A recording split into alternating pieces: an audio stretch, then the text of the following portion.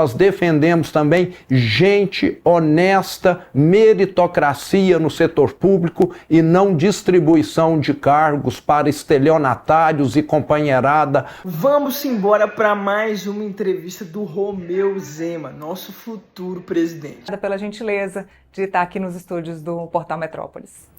Boa tarde, Neila. Boa tarde, Andresa. Boa tarde a todos que estão aqui conosco hoje. É um prazer estar aqui novamente no Metrópolis. Começa a nossa entrevista com uma pergunta sobre eleições. Falamos muito nos últimos dias sobre Jair Bolsonaro e vimos também que o senhor vem falando sobre um descolamento da imagem do ex-presidente Jair Bolsonaro. Nas eleições de 2018, vimos o senhor apoiando tanto Bolsonaro, houve também uma divergência num apoio aí com Amoedo, acabou que o partido fez ali uma reprimenda sobre esse apoio a Bolsonaro e também a Amoedo. E eu queria também perguntar sobre as divergências, porque o ex-presidente Jair Bolsonaro era muito cético ali com a questão da Covid, o senhor não, o senhor apoiava a questão da vacinação, tem também as divergências aí da área ambiental, do setor ambiental, entre o seu posicionamento e o posicionamento de Jair Bolsonaro. Então, dito tudo isso, a minha pergunta é, lá atrás o senhor apoiou o ex-presidente e hoje o senhor quer se descolar da imagem de Jair Bolsonaro?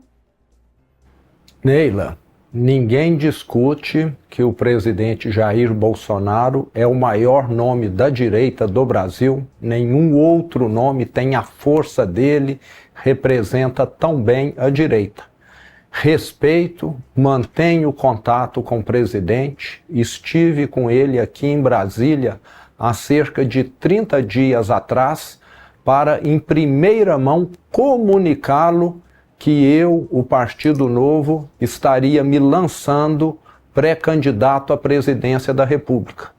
Nada mais normal e acho que necessário do que estar passando isso para ele, que é quem resgatou a direita do Brasil.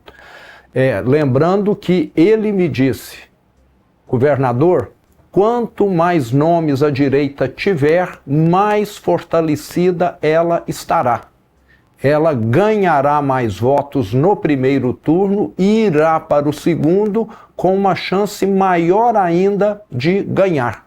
Então, é uma visão a qual eu compartilho.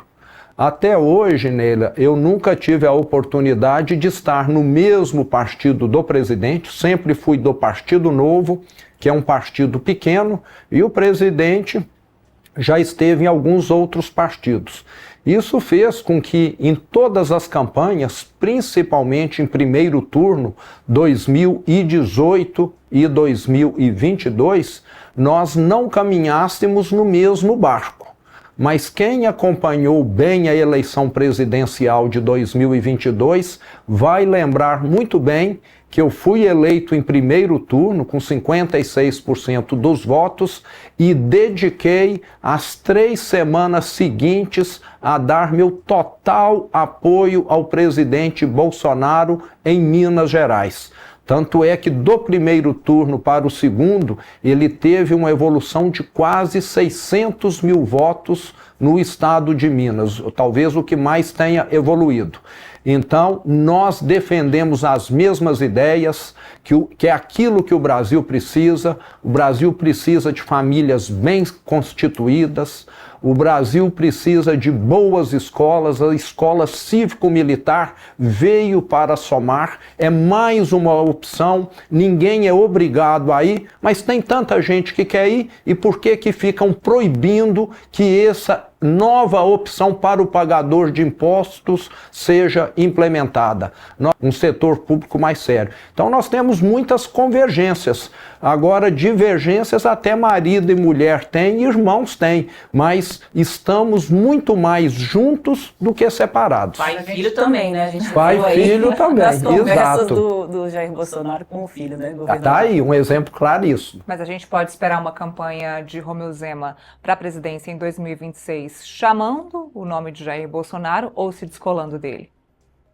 Neila, isso vai depender muito mais dele do que de nós, né? O apoio dele vai ser importante para qualquer candidato. Agora não sabemos se ele dará esse apoio a algum dos candidatos e, caso sim, a qual. É uma decisão que vai caber a ele e que nós respeitamos. Governador, o senhor já colocou, né, a Neila colocou esses pontos de... porque o apoio não significa um alinhamento automático de ideias. Claro, os senhores têm divergências que o país se desacostumou estar no mesmo lado, mas com divergências, né? Parece que todo mundo tem que ter um pensamento único. Então a Neila colocou dois pontos que a gente observou, que destoam os senhores, que foi na questão da Covid, né? Que o senhor tomou a linha de frente ali da vacina, o senhor conversava e orientava a população mineira com relação a isso, e o presidente Jair Bolsonaro era cético. E a questão do meio ambiente, que também o Jair Bolsonaro desconfia até, né, de uma crise climática, e o senhor sempre colocou que é importante associar a proteção ao meio ambiente à produção, porque senão isso vai prejudicar o agronegócio brasileiro. Em que outros pontos que há divergências programáticas entre o que o senhor pensa e o que o Jair Bolsonaro aplicou ali no seu governo? Andresa, eu acho que vai muito são nessas duas questões. Durante a pandemia, o meu secretário de saúde, que é médico, que é um estudioso, falou: governador, as melhores recomendações da ciência são essa aqui. E eu sempre acreditei na ciência. Eu acho que um cientista, alguém que dedicou 20, 30 anos a estudar doenças, pandemia, com toda certeza está mais bem preparado para analisar um contexto pandêmico do que eu, que não sou da área da saúde. Então, acho que nós temos de conciliar aquilo que a ciência demanda também com a questão política, que eu sei que a política sempre tem o seu peso. Mas em Minas, as recomendações que nós colocamos na época foram muitas vezes quase que conflitantes com as determinações do governo federal naquele mesmo momento. Fomos criticados, mas eu tenho a minha consciência limpa que eu procurei fazer o menor. E eu também, Andresa, estou num estado que enfrentou grandes tragédias. Logo no meu primeiro mês de governo, ainda em janeiro de 2019, eu enfrentei a tragédia de Brumadinho. E eu falei: eu quero ser o último governador de Minas Gerais que enfrenta essa situação. É um absurdo, já tinha ocorrido Mariana antes, já tinha ocorrido uma outra 10, 12 anos anteriormente.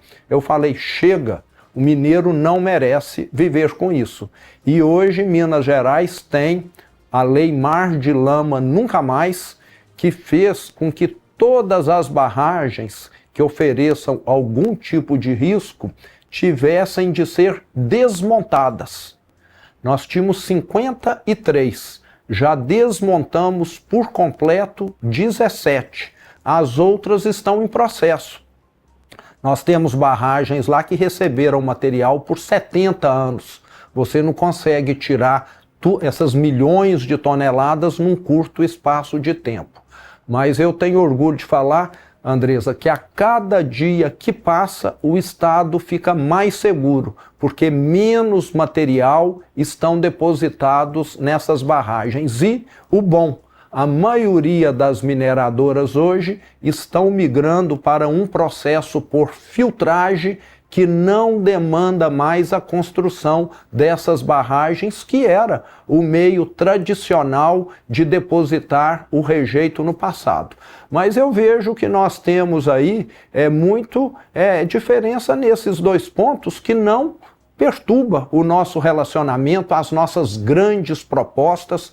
Eu acho que é igual um marido e mulher que estão, vamos dizer, discutindo ali com relação à cor da louça da cozinha. É uma discussão muito pequena. Naquilo que diz respeito a educar os filhos, em que bairro morar, eles estão de acordo. Agora, a cor da louça é um detalhe que não vai comprometer um bom relacionamento. Essa questão do agro é um pouquinho maior do que a cor da louça, né, governador? Só para entender, eu só estava falando da questão ambiental referente, né, às tragédias que ocorreram lá em Minas. Então, com relação a uma disputa sempre grande entre o meio ambiente e o setor ruralista e o agronegócio. E o ex-presidente Jair Bolsonaro sempre defendeu que não se tenha barreiras para o agro, né? Que se cada vez mais se retire esses licenciamento ambiental, você não teria que passar pelo Ministério do Meio Ambiente, as coisas seriam ali mais facilitadas. Nesse sentido, com relação ao agronegócio, qual que é a posição do senhor?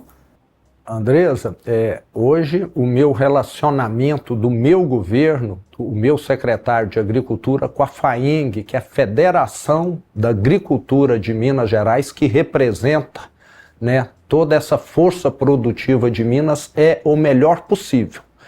E o agro em Minas, Andresa, tem sido a atividade econômica que mais cresce. Tanto é, Andresa, que o ano passado, 2024, pela primeira vez na história de Minas e do Brasil, a exportação do agro mineiro superou a da mineração. Isso nunca havia acontecido no passado. Por quê? Porque em Minas o agro está avançando. Hoje, a maioria dos agricultores, dos pecuaristas, tem a exata noção de como é importante ele manter as nascentes, como é importante ele manter as áreas de preservação, até por questão de insetos que acabam evitando pragas e por aí vai. Então, esse trabalho hoje, eu posso te dizer que é o melhor da história. Até sugiro você convidar o Antônio De Salvo, que é o presidente da FAENG, para ele ser entrevistado aqui, se possível, numa ocasião, para ele mostrar como o agro no meu governo cresceu. O senhor defende, por exemplo, simplificar o licenciamento ambiental? Já simplificamos em Minas Gerais. Antes o que se... Não prejudica o meio ambiente se não tiver essa simplificação? Não prejudica políticas de meio ambiente? Não favorece? De forma alguma. Essa simplificação, muitas vezes, Andresa, ela vai fazer com que o pequeno agricultor, em vez de gastar para contratar um consultor, um despachante, que é o que acontecia, ele próprio ou o próprio filho tem a condição de entrar ali na internet, preencher os documentos sem gastar, ter aquilo avaliado com agilidade. Então o que nós estamos fazendo é desburocratizando, é simplificando. O rigor continua sendo o mesmo. O que nós não queremos é que a pessoa tenha de estar terceirizando aquilo que a princípio ele tinha de fazer. O Brasil, né, é conhecido historicamente como o país dos despachantes. Tudo no estado é complicado. E lá em Minas nós tivemos a criação dessa indústria, principalmente na área ambiental. E hoje o agricultor que tem uma propriedade pequena sabe que ele próprio ou filho, que talvez tenha avançado mais na instrução, possa preencher e dar conta de fazer esse procedimento. E um avanço muito grande, Andresa, que nós fizemos, que isso tem sido determinante, boa parte do estado de Minas é uma região que chove pouco, mas chove muito no verão. E antes, nós tínhamos lá uma lei que, na minha opinião, é um absurdo, que proibia a construção de barragens para armazenar água para irrigação de produção de alimentos. Durante o verão, a água ia embora. Chegava a época seca, não tinha água para jogar na lavoura. Avançamos, a lei hoje já permite. Então, tudo isso tem sido feito escutando o setor produtivo. Nada é tirado da cartola e a produção está aí, avançando 15%, 20% ao ano. Posso aproveitar esse gancho aí do setor produtivo para a gente falar sobre tarifaço? Eu queria perguntar, governador, se o setor, né, se os empresários, se o produtor rural, em Minas, né, existem grandes produtores rurais, o agronegócio de fato é enorme, se foram atrás do senhor e o que de fato vocês conseguiram resolver para ajudar o produtor, para ajudar os empresários que foram prejudicados aí pelo tarifaço de Donald Trump? Bom, Neila, o tarifaço realmente está afetando não só Minas, como todo o Brasil. E Minas foi bastante afetada, apesar da exclusão de muitos produtos, quando nós tivemos essa lista publicada aí há 2, 3 semanas atrás, que acabou restringindo as áreas afetadas. Mas lá nós estamos totalmente mobilizados, acompanhando. Tive uma reunião com todas as chefias, presidentes das empresas afetadas, cooperativas, etc. O Estado já disponibilizou 100 milhões para aquelas empresas que tinham crédito de ICM a serem levantados. Nós vamos estar disponibilizando isso imediatamente, em vez de ser nos próximos anos. Então isso dá um alívio para essas empresas que estão sendo prejudicadas pelo tarifaço. Além disso, disponibilizamos 200 milhões de reais pelo nosso Banco de Desenvolvimento Econômico, BDMG, para essas mesmas empresas que também precisam. Parabéns, Zema, se importa com o agro, se importa com o empreendedor e quem toca esse país. Tá dando crédito de milhões, disponibilizando, tá valorizando, tá escutando, tá marcando reunião, coisa que o presidente Lula deveria estar fazendo. Uma atenção muito especial, o principal produto mineiro que vai para os Estados Unidos, que é o café. Inclusive, a sua região, Patos de Minas, é uma grande produtora e o mercado de café no mundo hoje, que é o que mais nos preocupa, está numa situação em que falta produto. Então, caso algum comprador americano venha a comprar menos café mineiro, ele vai ter de recorrer a outros países que deixarão, por sua vez, de abastecer algum outro mercado, abrindo o mercado para nós. Então, esse monitoramento tem sido feito assim a pente fino. E até o momento, nenhuma das grandes cooperativas que exportam café em Minas Gerais sentiram uma retração, uma dificuldade na venda. Mas, como eu disse, nós estamos no meio dessa tempestade e é necessário estar acompanhando dia a dia. E eu, como governador, a minha secretária de Desenvolvimento Econômico, o meu secretário de Agropecuária, temos acompanhado minuciosamente, porque a última coisa que nós queremos é uma empresa fechando, é desemprego, que tem sido, vamos dizer, a maior bandeira do nosso governo é atrair investimentos e dar oportunidade para os mineiros. Governador, essa tempestade aí foi movimentada pela família Bolsonaro, né? O Eduardo Bolsonaro está nos Estados Unidos, ele e o Paulo Figueiredo, que é um jornalista, e o Paulo Figueiredo nos disse aqui, numa entrevista essa semana, que eles funcionam ali como informantes do governo Trump, né? Eles levam as informações com relação ao Brasil e o Trump, obviamente, toma as decisões a partir do que ele é informado. Nesse sentido, na época em que essas medidas foram tomadas, né, do tarifaço, alguns governadores acabaram até comemorando um pouco essa retaliação ao Brasil. O senhor acabou de dizer o quanto o Estado está prejudicado e os incentivos que terão que ser dados para todo mundo que vai ser afetado com relação a isso. Essa conduta da família Bolsonaro para tentar salvar o Bolsonaro de uma prisão é legítima? Andresa, ninguém está acima do interesse de uma nação, qualquer que seja essa pessoa, né?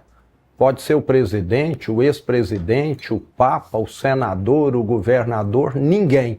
Antes de tudo, o Brasil. Então, discordo de qualquer opinião que coloque alguém acima do interesse da nação.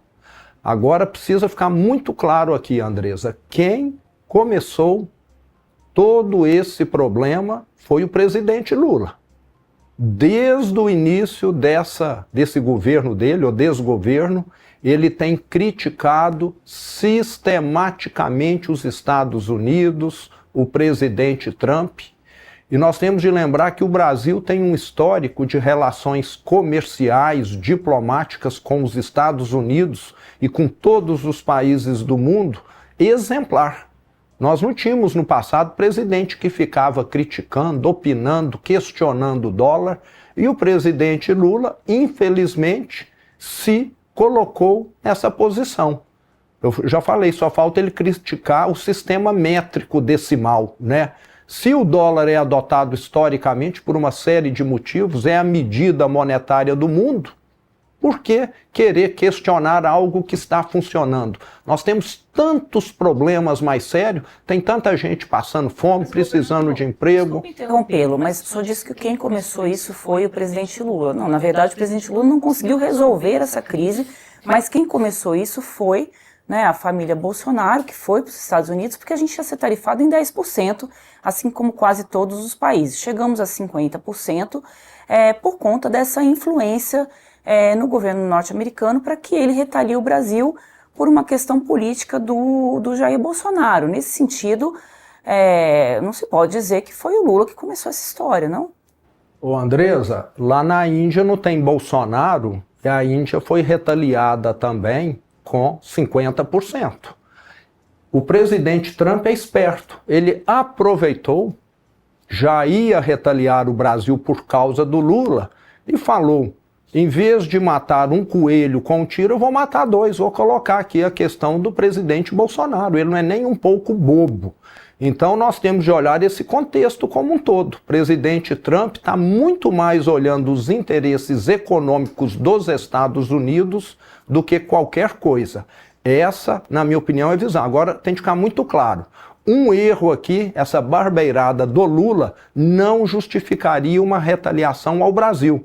Se o presidente Trump quer retaliar o Brasil devido a essa proximidade com países dos BRICS, que tem sempre criticado a hegemonia americana, o dólar, sempre tem feito um contrapeso à América do Norte, à Europa, ele deveria ter retaliado, como tem feito algumas pessoas. Você não pode entrar mais nos Estados Unidos, etc., e não uma nação que não tem essa opinião. Então, eu discordo também do presidente Trump. Ele deveria ter sido mais cirúrgico na retaliação dele e não ter condenado um país. Ele está tratando o Brasil meio que como uma Venezuela. Acho que até nós temos aqui alguns governantes que se dariam muito bem lá na Venezuela e não no Brasil. Então ele deveria ter sido mais cirúrgico e específico nessas retaliações. Dentro disso que o senhor colocou do Donald Trump, Minas Gerais é um estado que tem muita imigração para os Estados Unidos, muita imigração ilegal. E o senhor já colocou que as pessoas vão para os Estados Unidos por conta do presidente Lula, do governo do presidente Lula. Ocorre que é algo histórico praticamente em Minas, né? Desde a década de 40, por conta da presença dos americanos na questão da mineração de Minas, muitos mineiros foram para os Estados Unidos, têm família nos Estados Unidos. Por que o senhor não criticou de forma mais veemente o Donald Trump ou buscou algum canal ali para conseguir resolver essa situação dos imigrantes ilegais mineiros que estão lá, porque são mineiros, são brasileiros, embora estejam ilegalmente no país? Bom, Andresa, eu tenho sempre colocado essa posição que eu coloquei aqui agora, que eu não concordo com a postura do presidente Trump desde que o tarifaço foi colocado, não me lembro bem se é 45, 60 dias atrás, a minha postura tem sido essa. Agora, nós governadores já discutimos, Andresa, nós não temos procuração do Itamaraty para ir lá negociar em Washington, até gostaríamos, porque eu tenho certeza que principalmente eu, que venho do setor privado, sempre tive de negociar com indústrias, quando eu era o presidente da empresa, com bancos, com o governo, em algumas questões, estaria muito mais numa condição de negociar do que parece que o presidente Lula que fica andando aí de salto alto, falando que é uma humilhação para o Brasil ter de ir lá negociar. No dia que o tarifaço saiu, se eu fosse o presidente do Brasil, a primeira coisa que eu teria feito é ido para Washington no primeiro voo e não ficar aqui se gabando. Deixa a coisa rolar, que eu sou eu e ele é ele. Por que o senhor não fez isso com relação à imigração que afeta tantos mineiros? Por que o senhor não foi para os Estados Unidos para tentar uma conversa? Então, eu não tenho procuração do Itamaraty, Andresa, né? Eu não posso tratar de relações internacionais sendo um ente subnacional. Até gostaria muito. Agora, Andresa... Mesmo isso afetando tanto o seu estado e os seus conterrâneos. Agora eu quero te dar um detalhe muito importante. Minas Gerais, dentro do Brasil, sempre foi um estado de emigrantes. No meu governo, pela primeira vez, isso até foi publicado recentemente, Minas se transformou num estado de imigrantes. Como é hoje Santa Catarina, é também o Paraná, hoje nós temos atraído mais brasileiros do que mandado para outros estados, devido às oportunidades que estão sendo criadas. É só colocar o centro da questão. Qual é a avaliação do senhor para essas medidas que o Donald Trump tem tomado com relação à política migratória?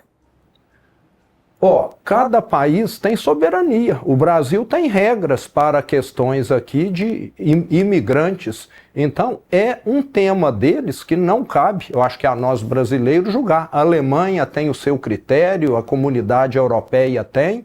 Então, é um tema interno, soberania de cada país. Vamos analisar os nossos aqui. Acho até que o Brasil tem uma certa permissividade em estar aqui, às vezes, acolhendo pessoas que nenhum outro país do mundo acolheria. Aliás, até o presidente Lula, né, mandou um avião ao Peru para trazer uma condenada para o Brasil. Então parece que a gente tem aqui, chamado bandido para ficar no Brasil. Essa política migratória do Trump seria algo que o senhor copiaria aqui com relação a quem está entrando no Brasil ilegalmente? O senhor está falando também de venezuelanos, do que mais? Qual que é a sua avaliação? Qual seria a sua política com relação a isso numa presidência da República? Andresa, eu acho que hoje a situação do brasileiro é triste. A minha família, Andresa, é de imigrantes.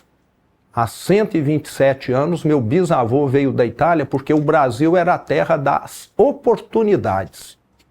Há 7 anos atrás, a minha filha foi para a Inglaterra porque lá ela tinha muito mais oportunidade do que aqui. O que eu quero é, primeiro, que o brasileiro deixe de ir para fora. E por que o Brasil não poderia se transformar num país que também atraísse gente que tem uma qualificação boa, que fala, não, eu vou para o Brasil porque lá é o melhor lugar para mim trabalhar na indústria de tal atividade. Nós hoje somos um país que estamos exportando, perdendo aqui cérebros, porque temos hoje um país que, em vez de estar crescendo, desenvolvendo, tem inchado. O que o senhor faria com os venezuelanos, por exemplo, que não têm essa qualificação que o senhor está colocando e que estão vindo em massa para o Brasil? Andresa, cada caso tem de ser tratado. Em Minas, nós temos acolhidos lá venezuelanos, né? Eu acho que dá para qualificar. A pessoa enfrenta o desafio do idioma, que apesar de ter uma semelhança com o português, não é exatamente igual, mas tudo tem um limite. O Brasil talvez tenha um limite para estar absorvendo mão de obra. Acima de determinado patamar, isso começa a criar um problema social gigantesco, que eu acho que é o que o estado de Roraima, que está ali colado com a Venezuela, enfrenta. Agora nós tínhamos, Andresa, de atacar o problema na raiz. É tirar esse ditador da Venezuela, que o Lula apoia de lá, que tem causado essa tragédia humanitária. Não adianta ficar apoiando ditadores mundo afora, como o Lula tem feito, Venezuela, Cuba. Quais são os países das Américas que mais tem gente que quer sair? Exatamente as ditaduras que o Lula apoia. Então me parece que ele próprio tem criado esse problema. No dia que tiver uma inversão, automaticamente... E agora, nós estamos anistiando quem? Quem nunca disparou um tiro, quem nunca matou ninguém, quem nunca fez nada que se aproximasse dessas barbaridades que foram feitas no passado. Então nós temos de comparar. Dá anistia para sequestrador, para assassino, e não dá anistia aqui para quem nunca disparou um tiro. Parece que é uma desproporcionalidade. Segundo, eu sou um optante, Neila, que o Brasil tem de olhar para o futuro e nós ficamos carregando esse peso nas costas. Enquanto você não soluciona isso, você fica arrastando um peso enorme e faz com que o país não avance.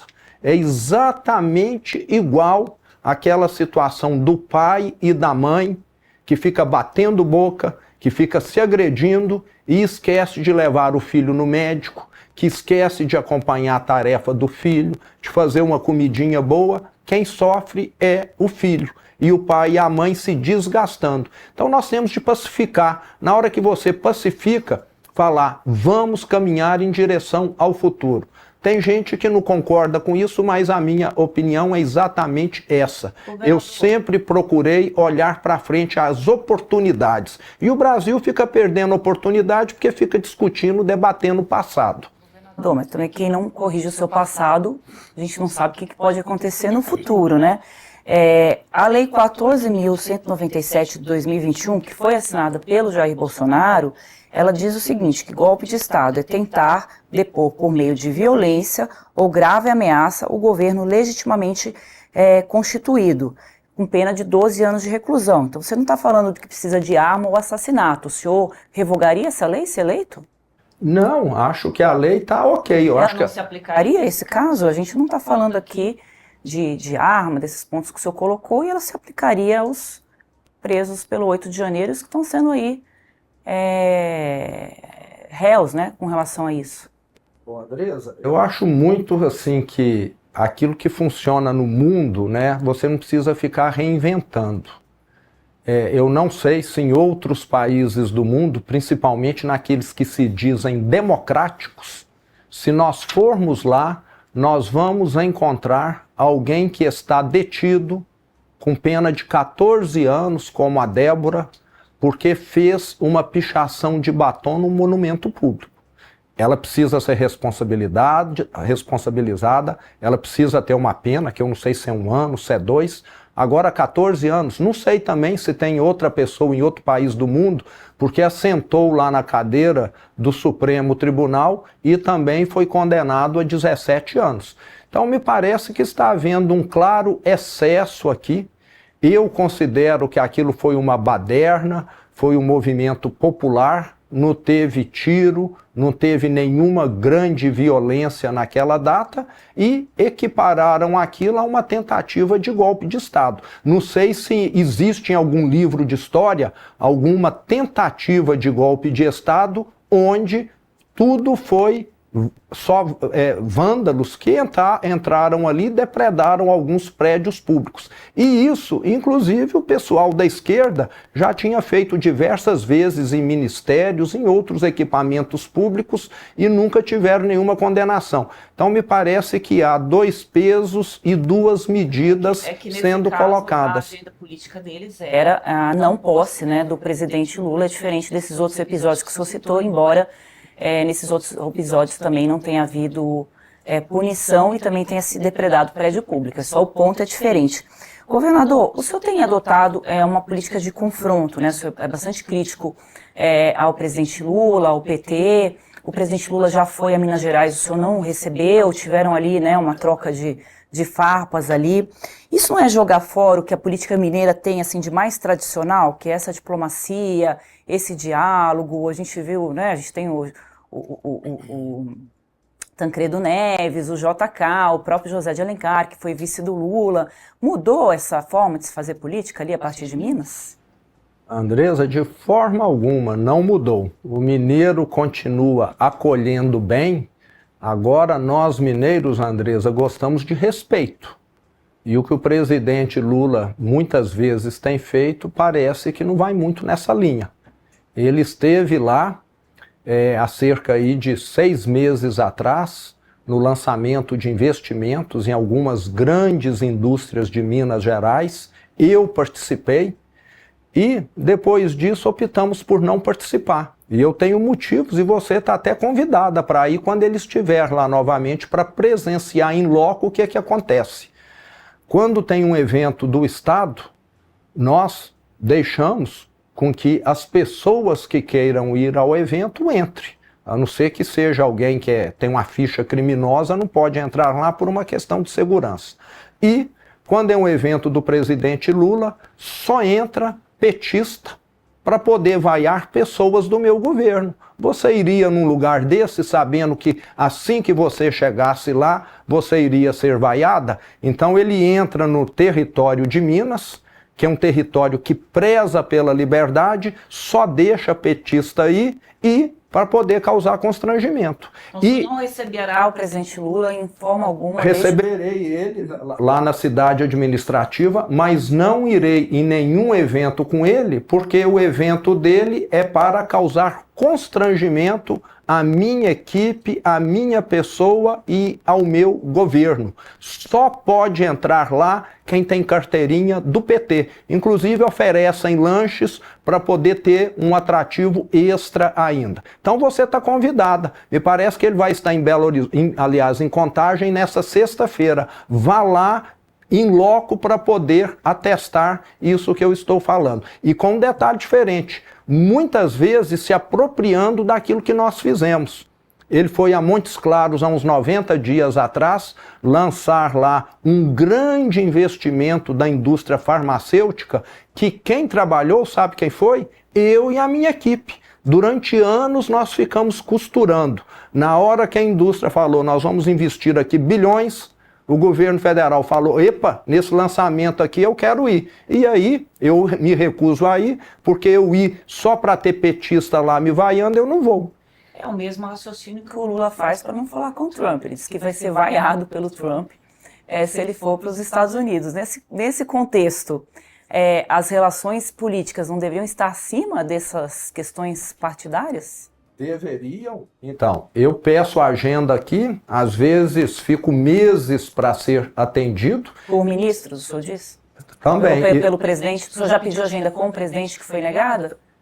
Eu tenho de levantar lá, porque depois desses últimos acontecimentos, nós temos mantido uma certa distância. Mas eu, Andresa, não tenho nenhum constrangimento sendo governador do estado, como eu faço todo mês quando vou a São Paulo, sempre tenho um compromisso em São Paulo. Eu vou, Andresa, atrás dos grandes investidores lá no escritório deles. Fico o dia todo lá em São Paulo andando de um prédio para o outro falando, aqui em Minas Gerais, vá que você vai ter isso, isso e isso, você não vai se arrepender. Um raciocínio importante, me desculpe voltar. O senhor disse que às vezes pede agendas em Brasília e fica meses, só poderia só concluir esse raciocínio que o senhor estava colocando, então, peço desculpas. Eu gosto de ser muito específico naquilo que eu falo. Como eu não trouxe aqui esse levantamento, né, eu prefiro levantar lá e te mandar depois, solicitei, isso aqui foi atendido, isso aqui não foi, isso aqui levou tantos meses. Mas em geral, o que o senhor está colocando aqui não há nenhuma boa vontade, isso aí está claríssimo, que grandes projetos, verbas estão indo para estados que têm alinhamento ou que se subordinam ao governo federal. Então Minas tem recebido, na minha opinião, muito pouco pela relevância que tem. Um dado importantíssimo aqui, Andresa, o ano passado o Brasil teve um saldo comercial de 74 bilhões de dólares, 74. O estado de Minas sozinho representou 25 bilhões. Mais de um terço do saldo da balança comercial do Brasil foi feito em Minas Gerais. E vai lá para ver as condições das rodovias federais. Para você ver, nós dependemos de rodovia federal para escoar essa riqueza que vem para o Brasil, que traz reservas cambiais. E as estradas federais em Minas, com toda certeza, devem ser uma das piores do Brasil. Inclusive, o ano passado, em Teófilo Otoni, tivemos 32 mortes numa rodovia federal, exatamente dentro desse contexto. Só para eu concluir esse pedaço histórico aqui da nossa entrevista, o que diferencia o senhor do Tancredo, do JK e do José Alencar, para pegar os políticos mais famosos aí dos últimos tempos ali de Minas? Tem outros, claro, mas vamos focar nesses. Bom, primeiro eu quero deixar claro aqui a minha grande admiração pelo Juscelino, que na minha opinião foi talvez um dos maiores presidentes que o Brasil já teve, responsável por uma série de avanços. Juscelino Kubitschek é o homem que fez 50 anos em 5 aqui no nosso Brasil. É isso aí. 2 excelentes governantes dando as mãos. Um na eternidade, o outro para fazer história de momento. E o que me distingue dele, eu acho que é a minha trajetória, Andresa. Eu venho do setor privado, a minha vida toda, Andresa, eu precisei, como todo mundo que está aqui nos acompanhando, gastar menos do que ganho. Caso contrário, eu quebrava, a empresa quebrava. E eu levei essa visão de economia para o estado de Minas. E vejo que a maioria dos políticos, ou boa parte deles, a coisa que eles mais gostam, né, é gastar sem pensar que uma hora essa conta precisa ser paga. E eu assumi um estado arruinado pelo PT em 2019, que pagava folha de pagamento parcelada, 13º salário em 10 pagamentos. Então, eu tenho muito esse lado aí da economia. Eu venho de uma família que veio para substituir mão de obra escrava aqui no Brasil, trabalhar na enxada na região de Ribeirão Preto.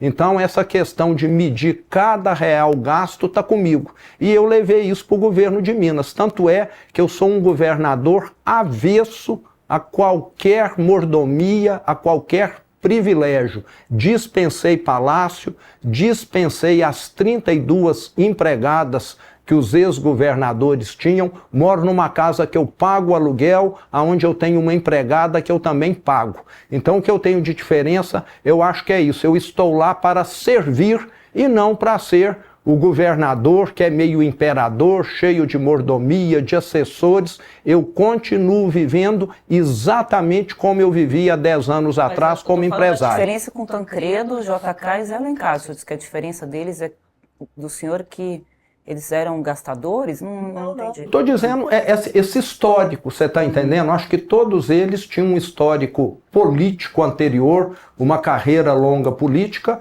e eu já entrei na política, Andresa, como governador. Eu saí do nada em 2018 para ser eleito diretamente governador. Nunca fui vereador, deputado, prefeito, nunca apoiei um candidato, nunca estive envolvido com política, e acho que isso é bom. Isso oxigena o sistema, que o sistema político parece que ele fica blindado. Epa, tem alguém aqui que está querendo entrar e vai atrapalhar aqui os nossos planos. Parece que a política no Brasil, Andresa, muitos políticos veem o Estado como que meio que uma propriedade deles, como se eles tivessem ali ação, fossem acionistas. E o Estado é da nação, é dos brasileiros. E eu vejo muito o seguinte, não, essa instituição aqui, nós aqui mandamos, ela está aqui para atender os meus interesses e não para prestar um bom serviço para o mineiro. Vejo isso claramente, hoje eu estou do outro lado do balcão hoje. Governador, eu queria mudar um pouquinho de assunto, porque sobre a presidência da República ou a candidatura à presidência da República, no caso da família Bolsonaro, houve especulações de que Bolsonaro indicaria um nome que pudesse indultá-lo, né, lá na frente, caso ele seja de fato condenado, preso aí pela determinação do Supremo Tribunal Federal, e também que ele estaria articulando aí nomes para apoiar para o Senado Federal que pudessem também trabalhar no impeachment do ministro Alexandre de Moraes. O senhor estaria à frente de alguma dessas possibilidades, indultar Jair Bolsonaro ou articular aí pelo impeachment de Alexandre de Moraes? Neila, como eu já disse, eu sou favorável à anistia, ao indulto. Agora vai caber, né, ao Senado avaliar a questão do ministro Alexandre de Moraes, que, na minha opinião, tem cometido grandes excessos. Se alguém tem sido o arquiteto de toda essa perseguição a pessoas da direita, com toda certeza ele é o maior arquiteto, o maior protagonista. Agora vai caber ao Senado avaliar. Eu gostaria muito que essa tensão começasse a distensionar, que começasse a haver mais bom senso. Não é essa perseguição a adversários políticos que vai resolver os problemas tão sérios que o Brasil tem. E espero que o Senado seja renovado para ter realmente uma postura mais proativa. Nós precisamos, eu concordo, colocar limites, que parece que não existem hoje, em algumas decisões do Judiciário, como aquela recente do IOF. A Câmara Federal aprova quase que por unanimidade, o Senado aprova, e aí o Supremo fala não. Não é a Câmara que representa os brasileiros, nem o Senado, somos nós, e vai lá e muda tudo. Então parece que está havendo realmente uma disfuncionalidade muito grande, e quem tem pago o preço disso tudo é o brasileiro, que tem visto o nosso Brasil crescer numa taxa muito, muito inferior ao restante do mundo, e não é de hoje. Isso já tem 30 anos. Estamos vendo a direita fazer um cinturão de possíveis candidatos à presidência da República, uma união desses candidatos. A gente vê vocês sempre muito próximos em alguns eventos. Governador Ratinho, governador Caiado, governador Tarcísio e o senhor. Essa união, esse cinturão aí que vocês vêm fazendo, tem algum objetivo específico? Digamos assim, amedrontar a esquerda? Não, Neila, eu acho que isso até demonstra o seguinte, né? Diz que a melhor situação, eu sempre lidei com gestão de pessoas. A melhor situação para um chefe é quando ele tem um cargo em aberto e tem ali 5 talentos que poderiam preencher esse cargo. Você fica, vamos dizer, satisfeitíssimo. Você fala, se um for embora, se o outro ficar doente, eu tenho gente boa aqui para preencher. Você não pode deixar faltar médico no hospital. E essa é a situação da direita hoje. A direita tem uma ótima safra de governadores, e isso significa que ela vai poder se dar ao luxo o ano que vem de lançar alguns candidatos à presidência da República, ao Senado, com boas chances.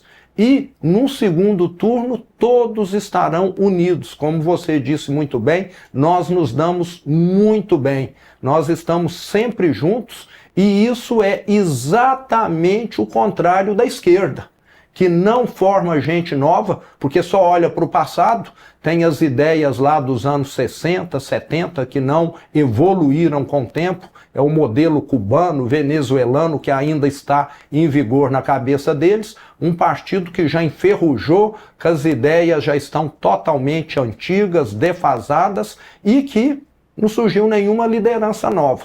No dia que o grande líder da esquerda, né, uma coisa interessante na esquerda é o seguinte, eles sempre precisam do grande líder, né? Isso já aconteceu na Coreia do Norte, em Cuba, na Venezuela, é algo muito comum, dependem daquela figura. Só que nenhuma figura humana é eterna. E vamos ver quem é que vai ter condição de substituir esse grande líder, entre aspas, que a esquerda tem aqui no Brasil. E o que a população, como a população vai escolher, né? Qual o diferencial do Romeu Zema para que a população escolha Romeu Zema e não esses outros candidatos da direita? Acho, Neila, que nenhum deles teve de tirar o Titanic do fundo do mar, como eu tive lá em Minas Gerais. Você que é mineira sabe que em 2018 as prefeituras de Minas, todas as 853 cidades estavam quebrando porque não recebiam aquilo que tinham direito de ICMS,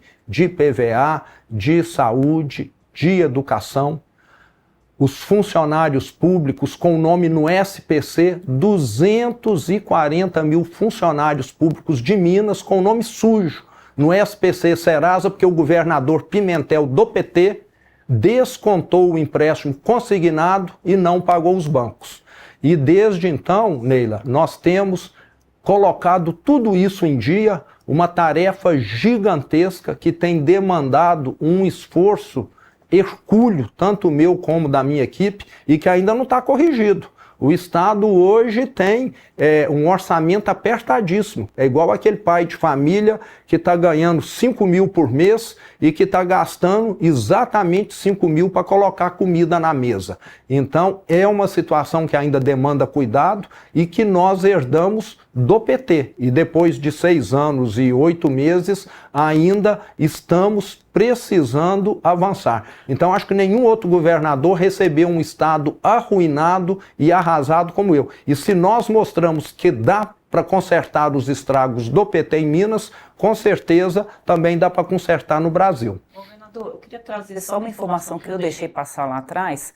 O senhor falou com relação à Índia, né, que o Donald Trump também tarifou a Índia em 50% e lá não tem o Jair Bolsonaro. Então, só para contextualizar aqui, a questão com a Índia foi a relação da Índia com a Rússia, né, que ela importa petróleo e também financia ali, ajuda a financiar a guerra com a Ucrânia. Feito esse esclarecimento, eu queria perguntar para o senhor com relação às Big Techs. A gente recebeu aqui uma pergunta de uma pessoa que está assistindo aqui o programa, que eu queria ver o nome dele aqui, mas meu celular não está abrindo, então eu já falo. Ele pediu para o senhor comentar qual é a sua posição com relação à regulamentação das Big Techs, é algo que está sendo discutido, e a direita é bastante contra, porque diz que tem que se ter liberdade absoluta ali nas redes sociais para se dizer o que se quer. O senhor concorda? Andresa, todo país tem soberania. A última coisa que eu quero é um outro país, um outro presidente dando pitaco aqui no Brasil. O Brasil tem capacidade de resolver os seus problemas. Agora parece que estão tentando confundir as pessoas, né? Falando que as Big Techs estão sendo perseguidas. Na verdade, o que estão tentando é fazer tipo de uma censura. Eu, Andresa, sou totalmente contrário, tem de ir para a cadeia, tem de ser julgado quem faz pedofilia, quem incita racismo, quem faz coisas nessa linha. Inquestionável. Agora estão querendo criar aqui no Brasil um conselho, né, que vai avaliar o que é bom ou o que é ruim na internet. E nós sabemos que nesse conselho vai ter petista, porque o governo é do PT e tudo que a direita publicar, como já aconteceu, vai ser considerado inadequado, vai ser considerado ataque à democracia e por aí vai. Então é necessário e com extremo critério nessa questão. Eu gosto muito da seguinte linha: nós já temos no Brasil leis, uma legislação que permite a qualquer um que te agredir, que te ofender, você entrar na justiça e cobrar danos morais por isso. A coisa tem de funcionar assim. Você entende que as Big Techs, né, que são as empresas que têm as redes sociais, elas também devem ser responsabilizadas pelo conteúdo de terceiros publicados, ou as Big Techs são apenas um meio e não é responsabilidade delas o que se encontra ali nas redes? Se for detectado algo que foi publicado dentro de uma Big Tech, que é pedofilia, que é racismo, que é nazismo, se elas não tirarem, elas têm que ser responsabilizadas sim. Agora, se eu publicar lá uma opinião que não tem nada a ver com isso, só porque eu não concordo com o governo, aí eu vou ser retirado do ar também? Ué, isso, para mim, é censura, claramente. Governador, o senhor a gente já fez uma entrevista juntos uma vez, o senhor colocou sua posição com relação aos estados do Nordeste, foi bastante polêmico na época. Eu queria retomar para ver novamente essa questão com o senhor, de que os estados do Sul e Sudeste acabam financiando os estados do Norte e Nordeste, que são estados economicamente mais pobres. Esse é um ponto que o COSUD, que é o Conselho dos... Consórcio Sul-Sudeste. Do consórcio que reúne os estados do Sul e Sudeste, conseguiu de alguma forma equilibrar? O senhor continua achando que que o Nordeste é uma vaquinha magra que o produtor precisa alimentar?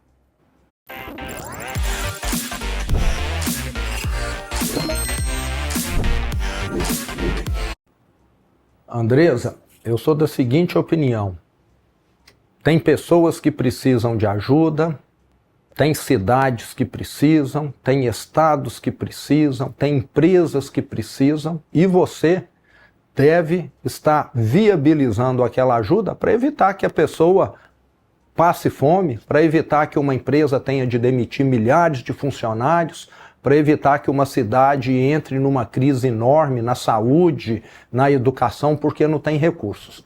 Agora, Andresa, o que precisa ser feito? Falar. Precisa ter o tempo de cura. Precisa ter o tempo de sanear essa situação. E o que existe no Brasil? Uma ajuda eterna, que não acaba nunca. Aí eu sou contra. Se nós falarmos estados que são mais pobres. Nós vamos ter aqui uma ajuda durante os próximos 50 anos, para que você possa desenvolver, para que você possa cumprir essas metas. Mas aqui no Brasil não, vai perpetuando. Meu filho tem 29 anos e minha filha tem 32. Eles já são independentes, não dependem de mim. Eu acho que nós criamos filho para o mundo. Aqui no Brasil, nós estamos criando cidades e estados para o governo federal ficar arcando eternamente, porque assim virou uma moeda de troca. Ó, eu vou te continuar mandando dinheiro e você continua votando em mim. Isso é que está acontecendo. Contra isso eu sou contra. Agora, contra ajudar quem precisa, eu não sou não. Como é que se resolveria essa dependência financeira da região Nordeste hoje? Criando um plano de desenvolvimento que realmente funcionasse e não ficar fazendo maquiagem como tem sido feito aí. Hoje eu sou um gestor chão de fábrica, Andresa. Eu vou no interior do estado toda semana. Já fui a mais de 415 cidades. Converso com o prefeito, com o produtor rural, com o empresário, com o vereador. O que eu vejo hoje é o seguinte: nós temos um modelo de assistência social que precisa ser aperfeiçoado. Ele é um incentivo ao não desenvolvimento profissional. A pessoa que recebe o Bolsa Família, muitos, toda generalização é perigosa, eles falam, ele vem aqui, se propõe a trabalhar, mas fala, mas não quero carteira assinada, porque caso contrário, daqui não sei quanto tempo eu paro de receber o benefício. O que acontece com essa pessoa? Ele vai ser eternamente aquela pessoa que vai estar num emprego precário. Porque emprego bom é emprego formal. Ele vai ficar fazendo ali um trabalho de faxina, lavar carro, não sei mais o que, e nunca se qualifica.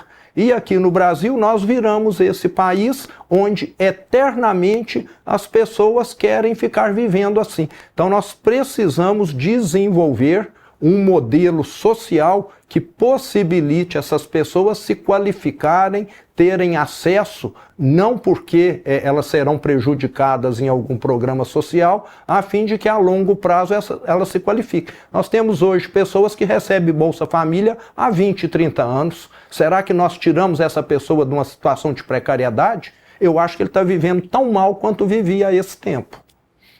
Muito bem, mais algum questionamento, Andresa? Eu fiquei com uma dúvida. Queria colocar só mais um questionamento.